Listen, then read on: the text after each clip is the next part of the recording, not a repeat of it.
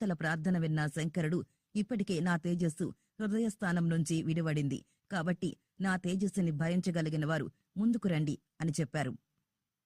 పరమశివుని తేజస్సు అమ్మవారు పొంది తను మాతృమూర్తినయ్యే అవకాశాన్ని దేవతల యొక్క తొందరపాటుతనంతో దూరం చేసినందుకు గాను అప్పుడు కోపగ్రస్తురాలైన అమ్మవారు దేవతలందర్నీ శపిస్తుంది. నాకు సంతానం కలగకుండా అడ్డుకున్నారు కనుక ఇక మీదట దేవతలెవ్వరికీ సంతానం కలగదు అని. చివరికి అగ్నిదేవుడు ఆ తేజస్సుని స్వీకరించేందుకు పావురం రూపంలో అక్కడికి చేరుకుంటాడు. ఆ పరమశివుడు తన దివ్య తేజస్సుని ఆ అగ్నిహోత్రునిలోకి ప్రవేశపెడతాడు. దానిని భరించలేక అగ్నిదేవుడు ఆ దివ్య తేజముని గంగానదిలో విడిచిపెడతాడు. ఆ తేజం ఆ సమయమందు అదే నదిలో స్నానమాడుచున్న షట్కృత్తికల దేవతల గర్భాన ప్రవేశిస్తుంది.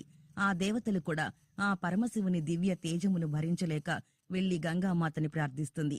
అప్పుడు గంగా అమ్మవారు ఆ శివతేజాన్ని స్వీకరిస్తుంది. అంతటా